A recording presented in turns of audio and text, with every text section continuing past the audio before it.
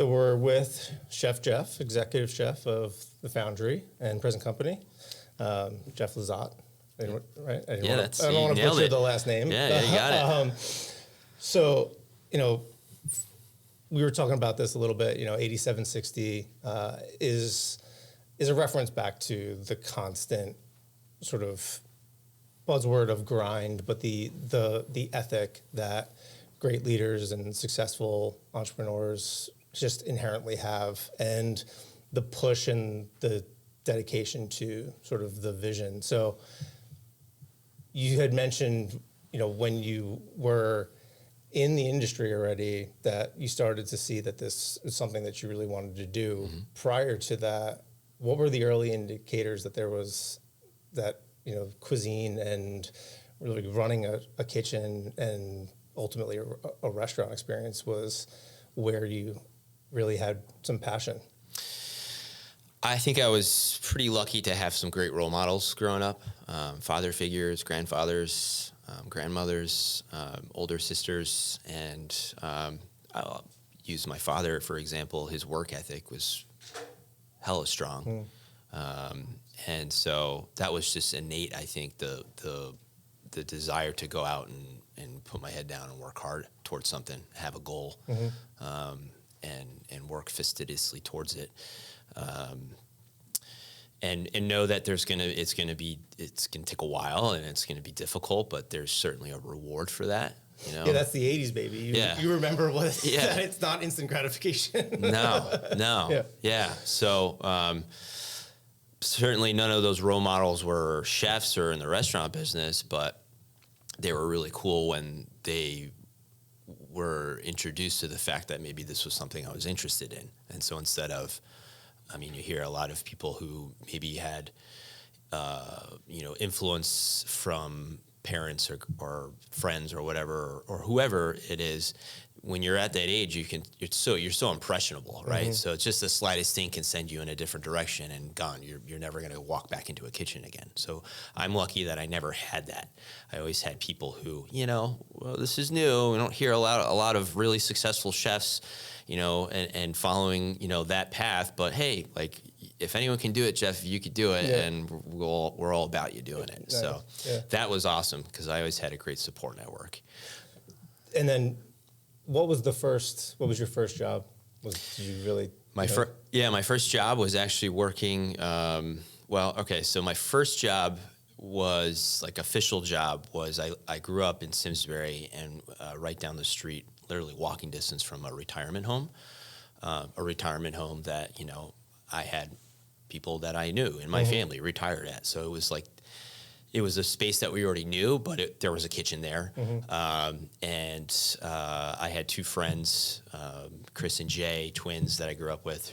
Their mom worked there at the retirement home. They ended up getting us all three jobs, mainly to keep us out of trouble in junior high. We were technically not legal yet. I think we were 14 years at the time, but she somehow got us a job working there in the kitchen, just, sanitation, dishwashing, delivering meals to residents in their rooms or in the cafeteria.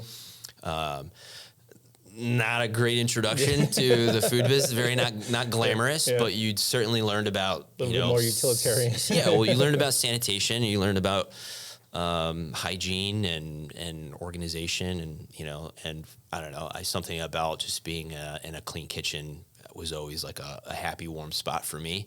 So that was my first kitchen job. And then my second one, which really catapulted me into the business, was working at Antonio's restaurant, which is a mom and pop red sauce joint in Simsbury, that both my older sisters were working at the time. And I worked in a dish room there for about a year and a half until I got promoted to working pizza and subs and all that good stuff. So did you have a creation? Did you have a signature sub at the time that you kind of made off hours or, off the menu kind of Jeff signature? Those days, I don't remember too much of the culinary creations. It was more like cranking out dishes, pan pizzas, and waiting for the end of the shift to, sneak a beer in the back, basically, and hanging out with my sisters. Yeah. So what was the jump to then, a Michelin kitchen? Well, that was a big jump. I guess my first real Michelin restaurant would have been Le Bernardin, and that was a couple of years after I had finished my schooling and I was in New York. When I first started, the cool thing about that was when I first started working there, a Michelin guide hadn't come to New York yet. This was 2006, 2005, 6. So there was no Michelin guide at all in the United States. Their first city to go and review were New York and San Francisco, if I believe. So I was working at Le Bernardin when the first Michelin guide came out. That I think I want to say it was that fall of 2006. I can't remember exactly. And Le Bernardin got 3 stars, and it was wild. I remember when we found out, when we were in the kitchen, Chef Repair freaking out, then throwing us a huge party that night, and then an after party. Like a week later, we rented out a Spanish restaurant to celebrate too. So it was really cool. That was my first Michelin experience, and then I went to France and I worked in a Michelin restaurant too. And then that was different. That was different. Yeah, How was that different? It's just culture probably was the biggest one. Food at the end of the day, you can prepare it differently, you can serve it differently, you can garnish it, and you can put forth something on a plate, but all the things that happen before that is really what distinguishes different operations in restaurants. And so any Michelin restaurant's going to have a pretty regimented system to accomplish the day-to-day operation, getting those plates to the right people in the right way. At Le Bernardin, there was a system that had been in place that I got exposed to since the 80s, and it was like faultless, and it was seamless, and it was amazing, and it was volume. The place in France was smaller, a lot more old school. Husband, wife, owned the property and the inn that was on it. And so if you stayed at the restaurant, you also stayed at the inn. So typically like very bucolic, romantic, Southern French. This was in Côte d'Azur, so right above Cannes. And the chef was crazy. He was like, I didn't know a grown man could scream like that. Yeah. So it's not just for TV. That is a little bit of the behind the scenes. Yeah, it was. Yeah, it was. Yeah. But when you're going through that, experience and starting out in sanitation assisted living or retirement home, and then kind of following that through and knowing that there was some draw through school and then getting to Le Bernardin and ultimately. Was it real at the time? Like, did you realize the success of any of those sort of milestones? I mean, I guess I didn't realize how fortunate I was to be working at Le Bernardin until afterwards. Le Bernardin, when I was there, was just like, let's get through it, because it was really tough, and you didn't have that perspective yet. This was still my first I had quickly worked for David Boulay before that, so really nice restaurant, really nice kitchen, but completely different than Le Bernardin. And so this was still my premiere into this whole world, and it was a struggle more than anything. So it was more about just like surviving, getting through the day without getting chewed out by the chef or screwing something up or being the blunt of someone's joke in the kitchen, and just that ego was so important. When you're that young, you're so concerned about what everyone else thinks about you and how you appear and all that stuff. So it was very, very sort of cliquey and insular and just kind of immature, I guess. But didn't have the perspective to realize like, well, wow, like what I'm doing here this year is really going to help me connect the dots later on in life. And still every day, like, oh, you worked at Le Bernardin. Oh my God. Like, like there's another amazing chef here, David DeStasi, down the road in Litchfield, that worked for Eric for a while at Bernardin too. And I think he'd say the same thing. It's like, that opened up so many doors, that enabled him to be able to go and work in Australia and Italy. And the same thing for me. It enabled me to go to France and gain that perspective. Yeah, sure. So. And now, so you're in France, and it's a different experience. And was the plan always to sort of build up your background and your ability to kind of command the kitchen and bring it back home, or what was on your radar then?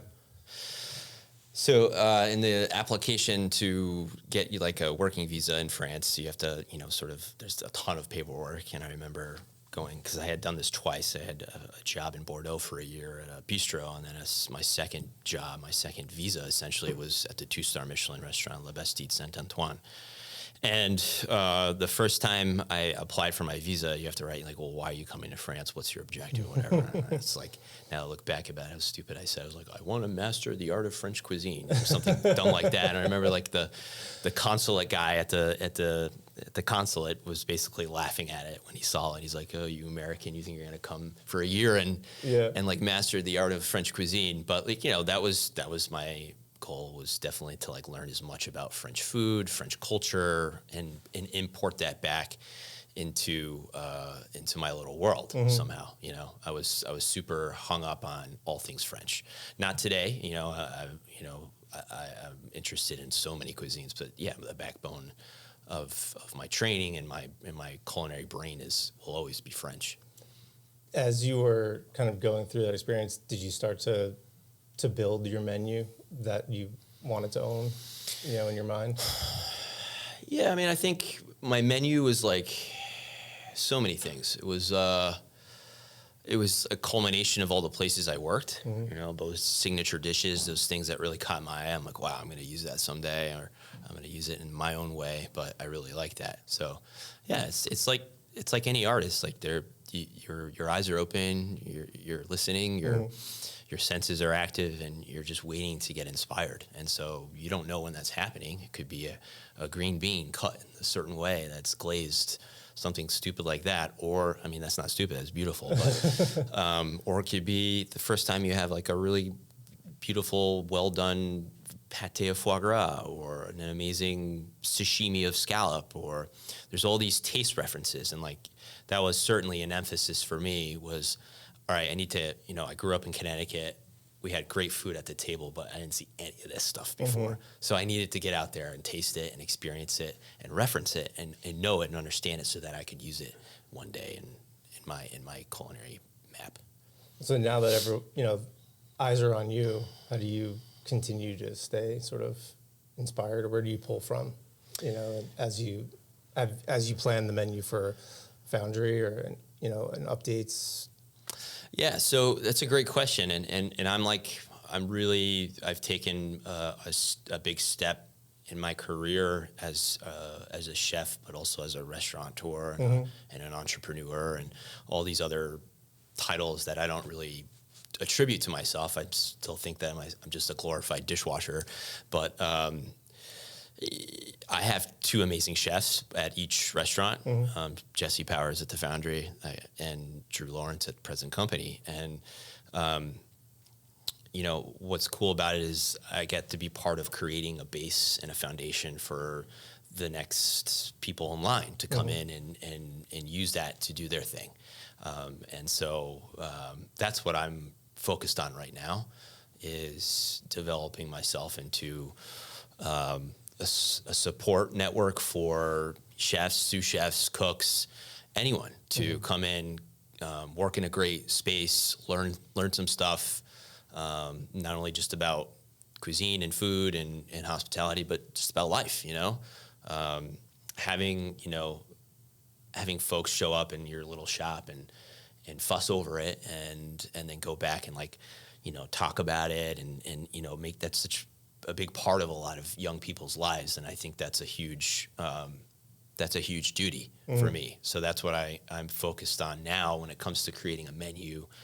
I really enjoy opening up the conversation and the dialogue and enabling all the talented people that are surrounding me to come up and do that. Because the old school way was, here's the chef, here's the menu, execute. That's it. And I don't care what you think, or you don't have a say. Like, that's another huge, I think, dynamic that's changed for the good.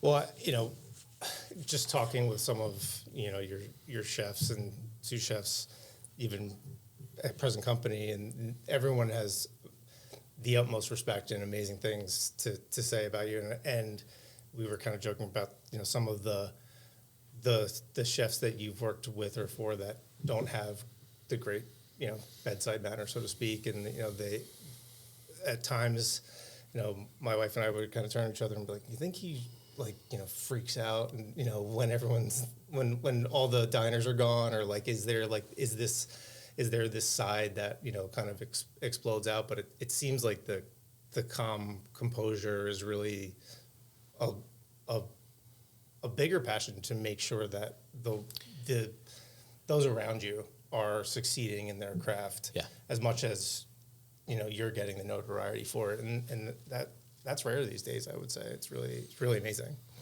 Yeah, that's not easy to do, to keep your calm and composure throughout a bad, rough, or difficult, challenging service or dynamic. And I think it's more than just like being outwardly, aggressive or explosive or whatever like that. There's the passive aggressive thing that really works well in a kitchen. There's a lot of psychology involved. Some looks, and how sure. and how you can affect people in different ways without doing a Gordon Ramsay kind of thing, And I think for the most part, especially at the Foundry and Present Company, what I really love is that everyone that works there really loves what they do and they really care about what they do. So if something goes wrong, it's not about shaming. It's not about pointing it out. It's not about blaming.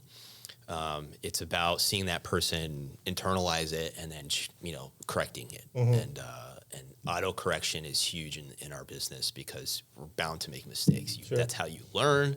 That's how you live.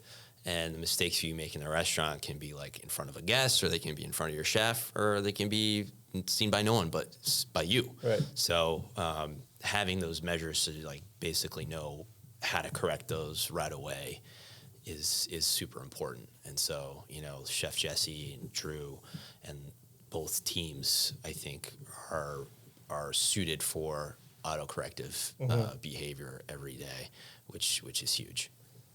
So in Present Company and now the Foundry, Present Company was on top restaurants in Connecticut lists forever, right? Since we opened. Yeah. Foundry's going to be there as well. I'm confident in that.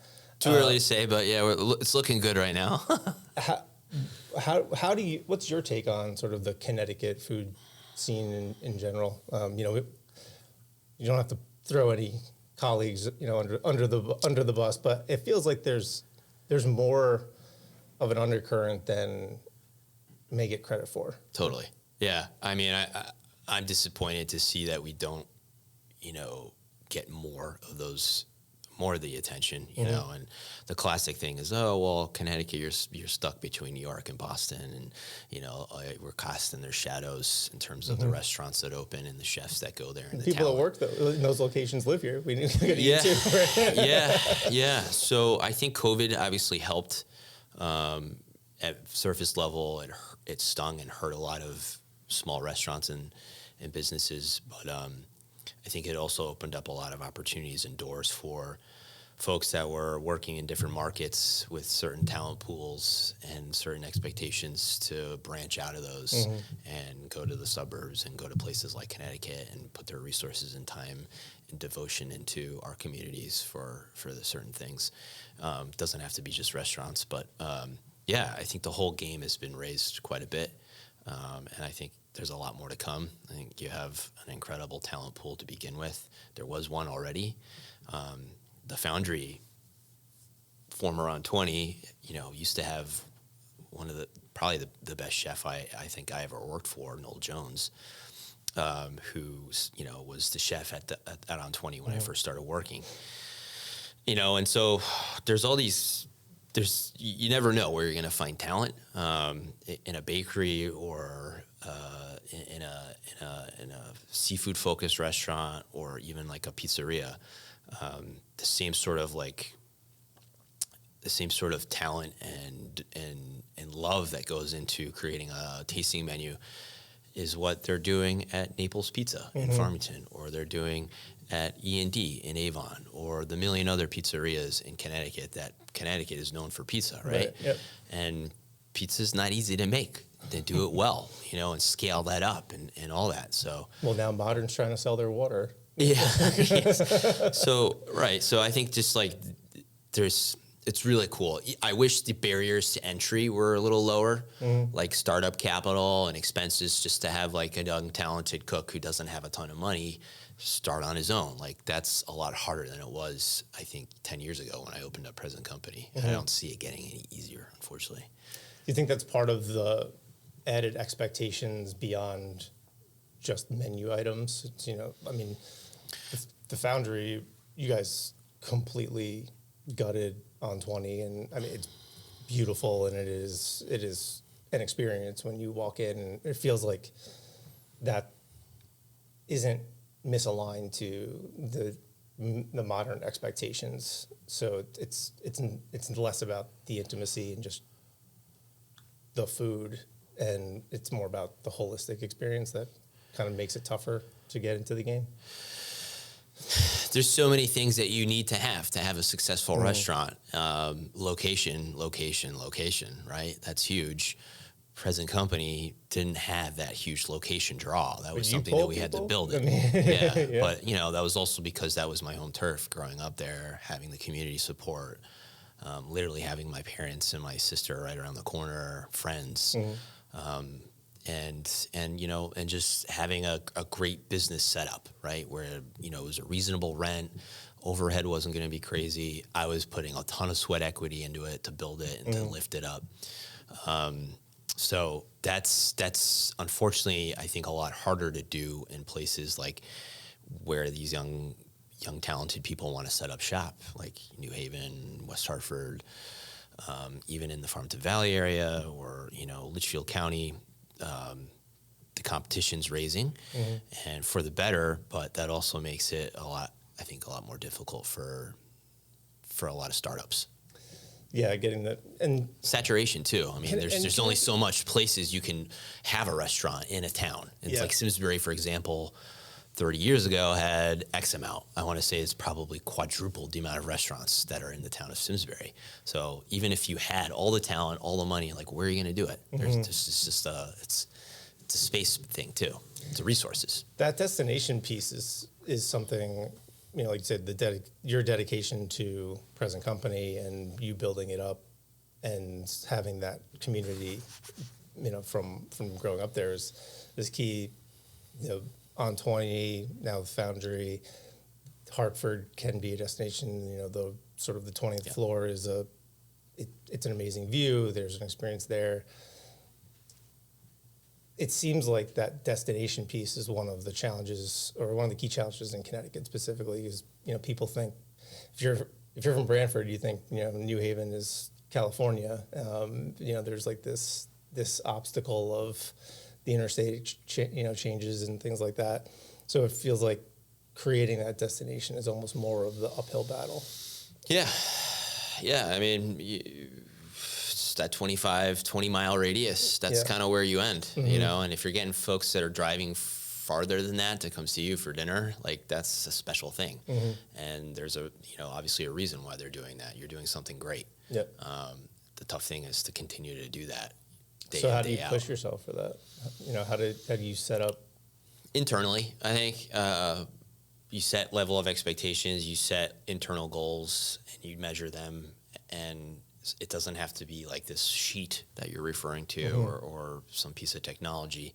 It's overall, I think, my biggest rubric of how my restaurants are doing is just the morale of the staff. If they're showing up and they're happy and they're smiling, they're joking and they're doing their work and they're loving it, like that's going to put out good stuff, and we're going to make happy people. Especially the human part of it. We can screw up a dish and you might come back, but if we screw up a greeting or an interaction or something that's like a human relationship thing, maybe you don't come back. Yeah. So happiness is huge. That's got to be tough, because then you probably feel compelled to be everywhere, right? To try and make sure all of those interactions go perfectly. Right. I think maybe in the first year or two, I was driving myself crazy with looking at reviews and trying to, you're going to have a lot of people telling you this and that, and you have to stay open, you have to listen. but more importantly, you have to listen to yourself, be confident in what you're doing. Don't change because people are telling you you need to change, and that's a difficult thing to do. It's chefs are notoriously stubborn.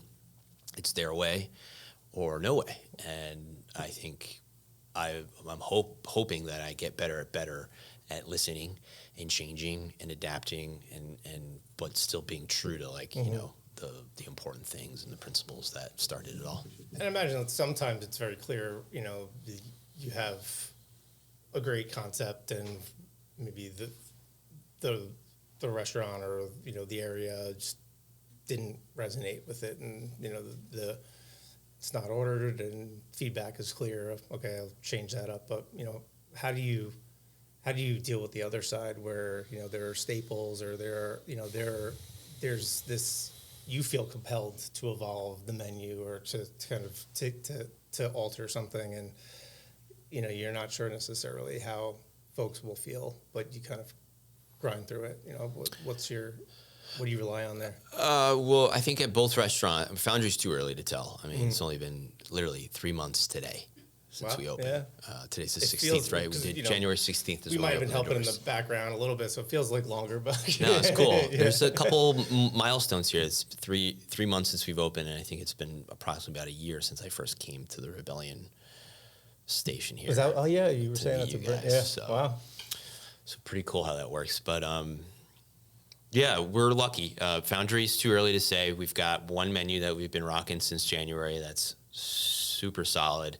The duck dish is, if we had that one dish that Chef Jesse and I are like, I don't know if we're going to be able to change this one because everyone loves it.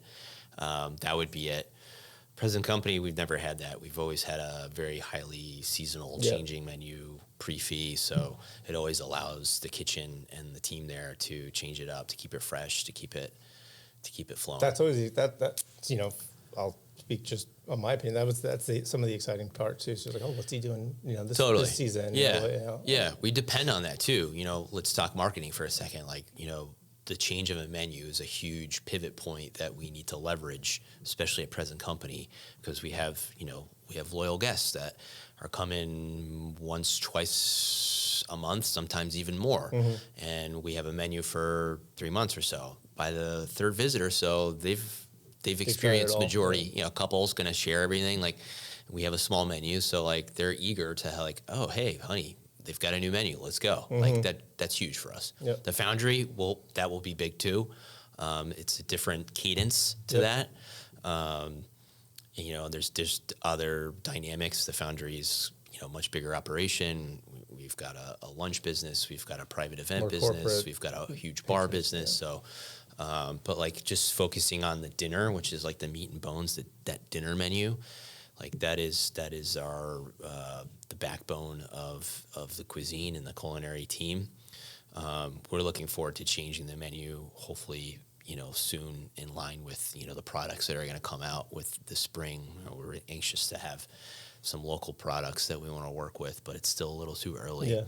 And that's always frustrating because the market demands, hey, we want a new menu. It's 65 degrees out. Where's the strawberries and asparagus? I'm like, well, it's not quite here yet. Wait till the end of the month or May. So I love the scallop crudo and the cauliflower. And Tori, my wife, said that's the best chocolate cake for dessert that she's ever had. The Black Forest? Yeah, Black Forest. Good. Too. Yeah. Good. Well, all that's going to... Not that you need our approval, but... No, I do. I always need approval. I'm always keen to hear good and bad. It's being informed is, that's important, right? We're not making anything up here. We need to understand where we're going good and where we're going not so good, and then, like I said, correct itself. Yeah. There was, it honestly is a.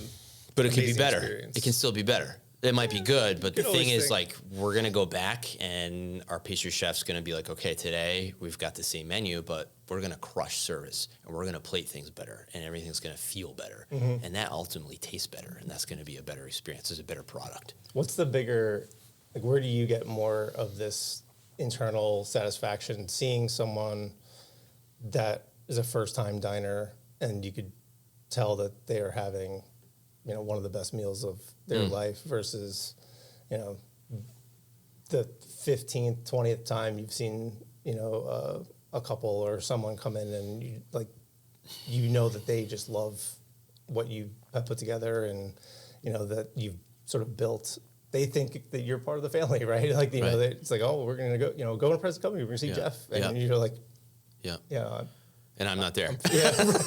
Well, yeah, right. Oh, he's at the Foundry. Yeah. That's awesome.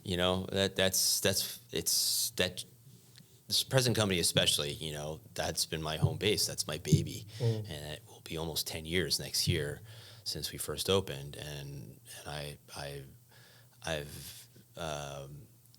I've had my ups and downs, and it's been an incredible experience, and I've learned so much. And so that very much just feels like my house and my family, and my crew there. And I want the same thing for the Foundry, eventually. The Foundry has so much of that soul that part of my story in that as well, having worked there previously when I was on 20 and spending probably some of the best years of my young culinary career. You run into myself. Your ghost walking around. You could say that. Yeah. I would like to think, 10 years from now, I'm up there and I'm thinking about 20 years ago when I or 25 years ago, I can't do the math right. A long time ago when I first walked into these doors, and that's really cool because, that's super unique. Yeah. That's super unique. That does seem like a rarity, someone to come kind of full circle to a certain extent. Yeah, especially in contemporary restaurants, unless you've got some skin in the game, there's less incentive for you to stick around. You're going to jump at the next opportunity to do something different that has better rewards or whatever it be. It's tough to get lifers anywhere. Yeah. It's not like you want lifers, but maybe you do. But that's the turnover and retention of upper level staff has always been a challenge in the business, and it's I think even harder today just because of the options. Sure. So if we go back, is there anything that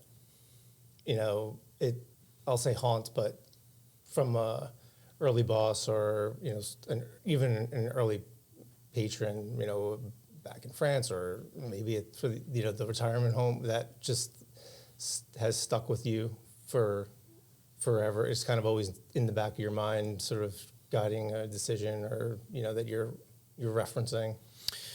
Like something that haunts me. Yeah, sure. Yeah.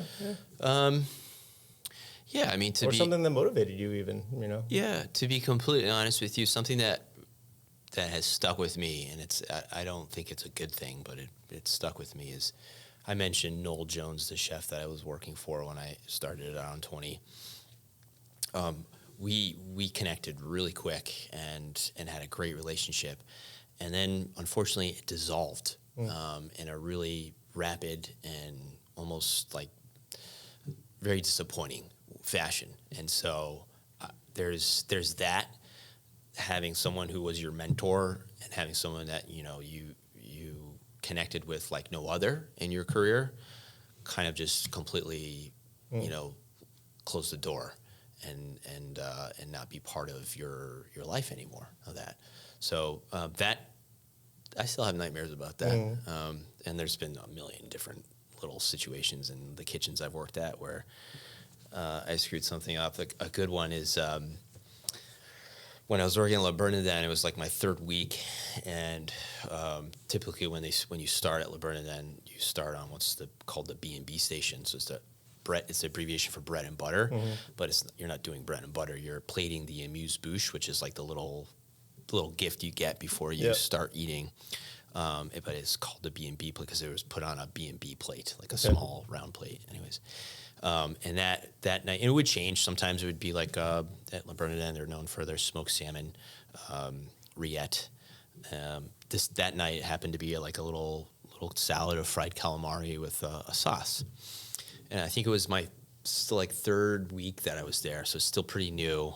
And one of the sous chefs had trained me quickly on how to do that station. It was my first night doing that station. And they gave me the sauce and pretty much gave me all what we call the mise en place, all the ingredients you need to execute your post in your station successfully. Well, that night, for some reason, the sauce that I was allocated was running low. And I took it upon myself, thinking that, okay, I'm going to be, proactive. I'm going to go and see if I can stretch the sauce. There's only a few more orders left. Yeah. I think I can get away with this. So basically, I went into the walk-in and I won't get into specifics, but I stretched the sauce a little bit. And Chef Repair, who usually is not around at that late at night for dinner service, just my luck, happened to be walking right behind around the corner to my station, took one look at the sauce, knew it was wrong, and not to get in specifics, but made a scene. Unlike he's pretty chill dude. Just like the record stopped. Everyone in the kitchen just stopped, and everyone was looking at me, and their mouths are dropped. And after that, for like weeks later, the chefs would give me so much crap. Like, dude, we've never seen him like that before. You must have really pissed him off, kind of thing. And so, yeah, that's something that, when that happened, when it actually happened, I was like, oh God, I'm never gonna forget this. This is and maybe that's kind of what's stuck with you too when you're doing the check, and you're kind of observing the food going out, and you always have that in the back of your mind where it's we can't cut the corners because no, yeah, and if you do, you fix it. You don't freak out, Yeah. Is there or maybe multiple, but is there a restaurant on your bucket list to go dine at? Yeah. Oh, geez, so many. Yeah. I don't even know where to begin. It would probably be Michel Bras in France. He's a chef that I've always liked.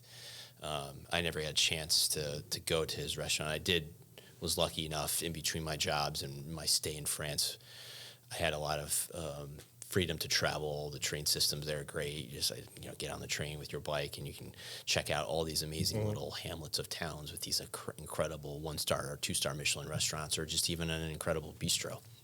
So I ate and biked my way around France, but I always wanted to go to Bras. I never had a chance to go there, so that would be on my bucket list for sure.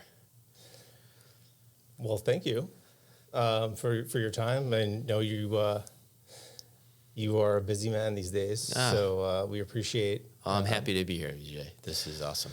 And everyone go to the Foundry. Come check us out. Yeah, lunch and dinner, bar, and present company. 5 days a week, Tuesday through Saturday. Weather's getting better, and we're going to open up the deck fully, so it'll be open air. And you're focused now, so we won't get into what's next on the vision board. But yeah, you're locked in. Yeah, absolutely. So congrats on the success. Again, appreciate your time. Love getting a little bit of the behind the scenes on really what makes you own the space, because your food is incredible. So appreciate it. Thank you, BJ. You're welcome. My pleasure. Thank you.